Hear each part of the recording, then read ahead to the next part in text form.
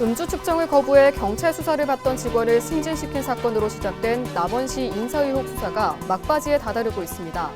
경찰은 위계에 의한 공무집행 방해 혐의로 최경식 남원시장을 불러 조사했습니다. 정읍 씨가 2026년을 실행과 완성의 해로 선포하고 미래 성장 동력 확보에 나서기로 했습니다. 이학수 정읍 시장은 민생 안정을 최우선 과제로 꼽았습니다. 대법원이 더불어민주당 신영대 의원 전직 사무장의 상고를 기각하고 징역 1년에 집행유예 2년형을 확정했습니다. 신 의원의 당선이 무효가 되면서 오는 6월 지방선거와 함께 재선거가 치러질 예정입니다. 고창군에서 익명의 기부자가 7년째 성금을 우체통에 기탁하고 있습니다. 익명의 기부금은 모두 1,397만 원에 달하고 있습니다.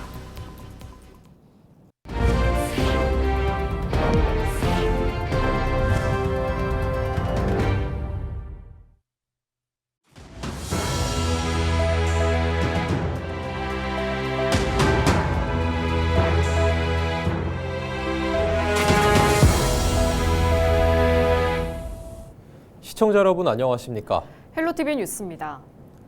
음주 측정을 거부해 경찰 수사를 받던 직원을 승진시킨 사건으로 시작된 남원시 인사 의혹 수사가 점점 막바지에 다다르고 있습니다. 경찰은 8일 위계에 의한 공무집행방해 혐의로 최경식 시장을 불러 조사했는데요.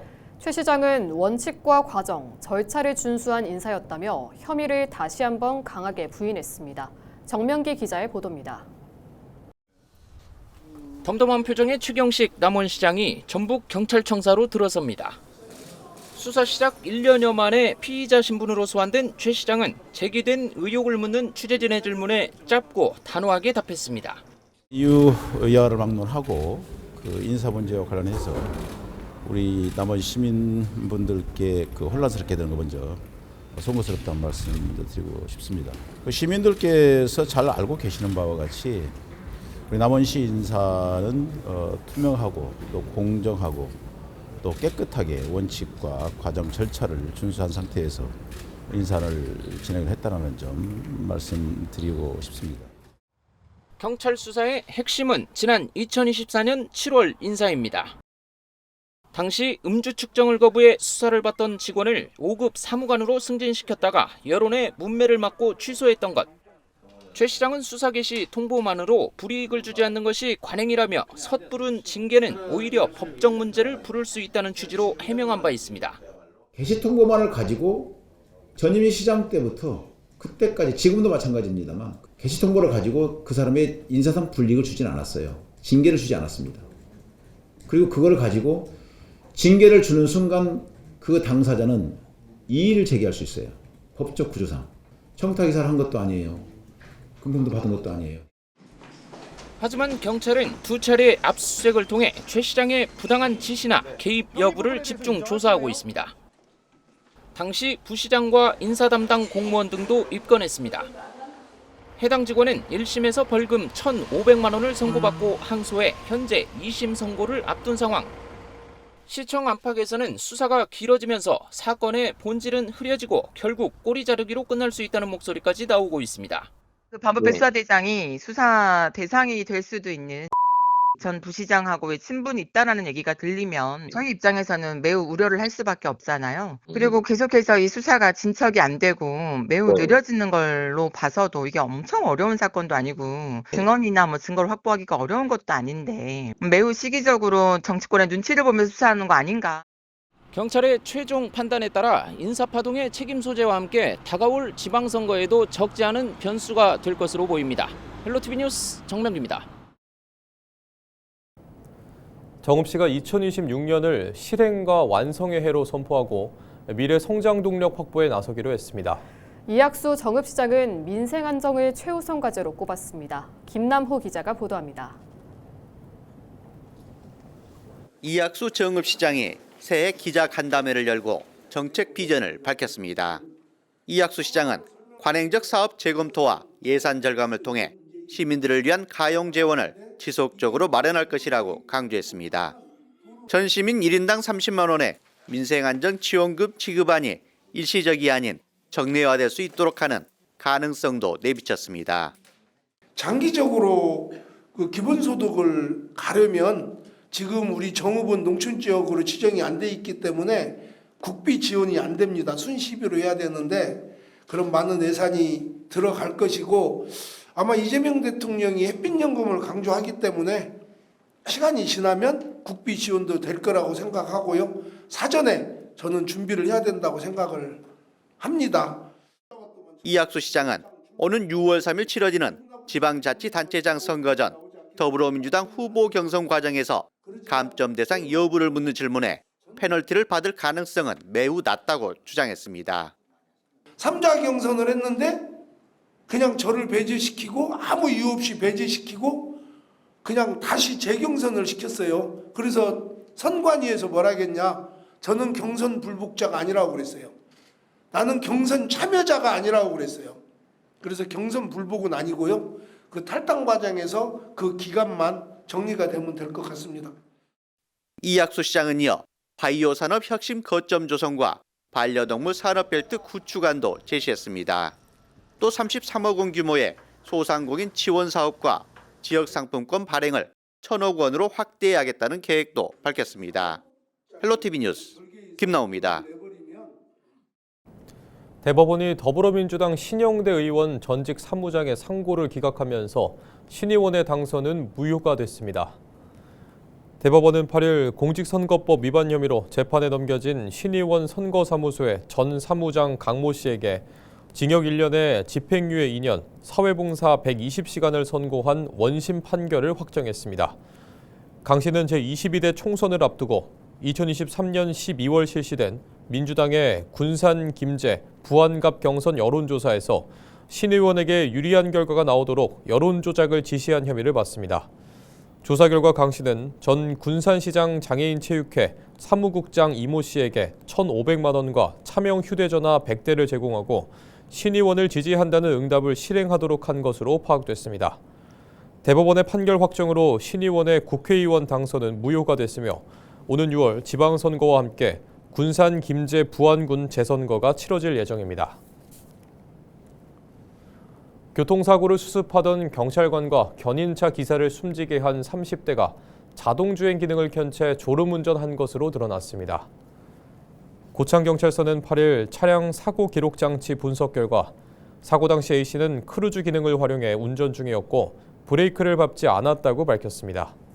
다만 사고 원인은 졸음운전으로 크루즈 기능이 사고에 어떤 영향을 미쳤을지 명확히 설명하긴 어렵다고 덧붙였습니다. 조사를 마무리한 경찰은 이날 교통사고 처리 특례법상 치사상 혐의로 A씨를 구속 송치했습니다. A씨는 지난 4일 새벽 1시 50분쯤 서해안고속도로 상행선 고창 분기점 인근에서 SUV 차량을 몰다 2명이 숨지고 7명이 다치는 사고를 낸 혐의를 받고 있습니다. 전북 지역 한 보육원의 상습 아동학대 의혹을 조사 중인 경찰이 수사 범위를 확대하고 있습니다.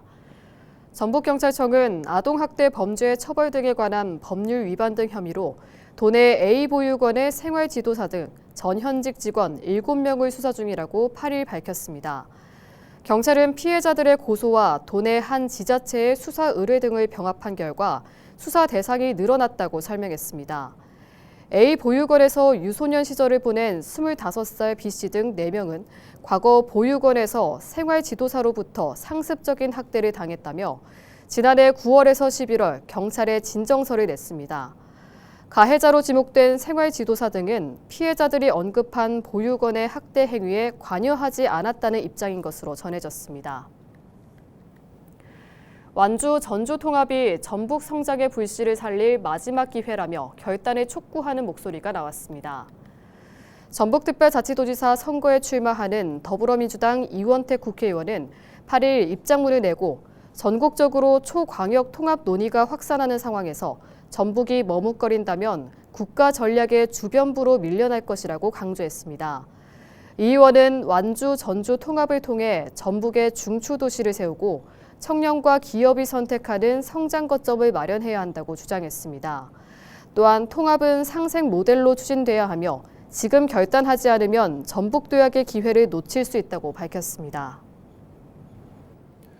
고창군에서 익명의 기부자가 7년째 성금을 우체통에 기탁하고 있습니다. 고창군은 최근 흥덕 우체국 앞 우체통에서 흥덕 면장님이라고 적힌 봉투를 발견했다고 밝혔습니다. 봉투 안에는 흥덕면 가족 중에 힘들고 어려운 분께 전달되었으면 고맙겠습니다 하는 편지와 함께 5만 원권 54장과 만원권 1장 등 271만 원이 들어 있었습니다.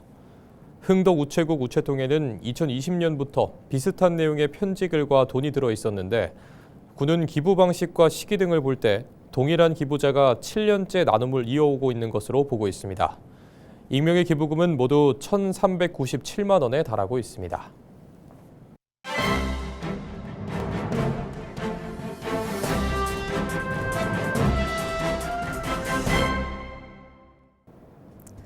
전북 도민일보 기사입니다. 22대 총선의 중진 부활의 바람이 6.3 전북 지방선거에 투영될 전망이라는 내용인데요. 민주당 공천까지 100여일 시간이 남아있지만 예년 선거 때와 달리 3선에 도전하는 강임준 군산시장, 권익현 부안군수, 전춘성 진안군수, 황인홍 무주군수 등이 경쟁 후보를 앞서고 있다는 것이 정치권 내 중론이라는 겁니다. 실제 지난 연말 전북 도민일보, 뉴시스와 전주 KBS가 실시한 여론조사에서 3선 도전 단체장 모두 정도의 차이는 있지만 2위 후보보다 높은 지지율을 기록하고 있는 것으로 나타났다는 건데요. 강임준 군산시장은 후보 난립의 다자대결 구도에도 여론조사에서 줄곧 1위를 사수해왔으며 권익현 부안군수, 전춘성 진안군수도 여론조사 기관에 따라 편차가 있지만 10% 안팎의 지지율 차이를 보이고 있다고 밝혔습니다. 황인홍 무주군수도 여론조사에서 오차범위지만 6.3 지선이 가까워지면서 경쟁 후보를 따돌리는 등 현역 강세를 이어가고 있다고 덧붙였는데요. 한마디로 힘있는 정치인에 대한 도민의 바람이 6.3 지선 민심에 투영되고 있다고 분석했습니다. 민주당 소속 3선 의원은 지난 22대 총선이 힘있는 정치인에 대한 유권자들의 마음이 반영돼 국가 예산 확보와 중앙에서의 역할에서 일정한 성과를 거둔 것이 사실이라며 이 같은 흐름의 연장선상이 6.3 지선을 이끄는 동력이 된 것 같다고 전했습니다. 지금까지 신문 브리핑이었습니다.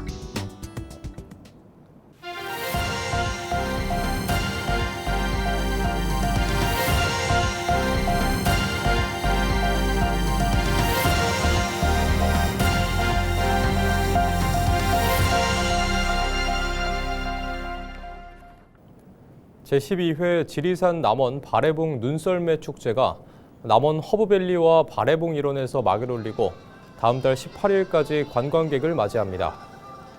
축제장에는 눈썰매와 얼음썰매, 눈놀이 동산 등 다양한 겨울 체험 공간이 마련됐습니다. 또 사진 명소와 먹거리 장터도 운영돼 가족 단위 방문객들에게 즐길 거리를 제공합니다.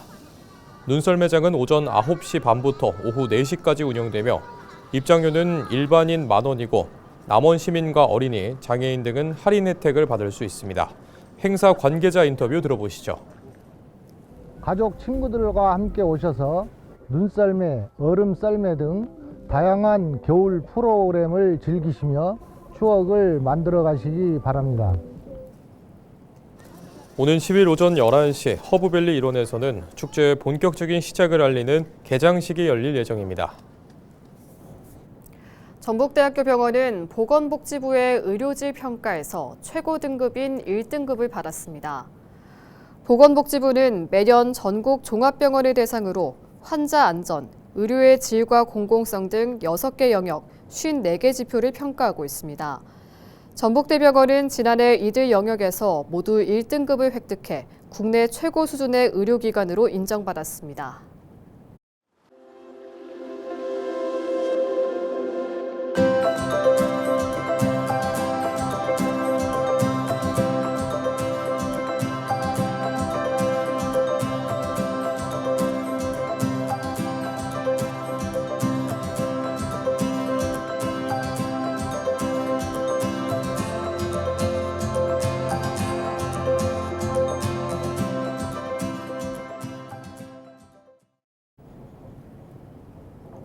이상으로 뉴스를 마칩니다. 시청해주신 여러분 고맙습니다.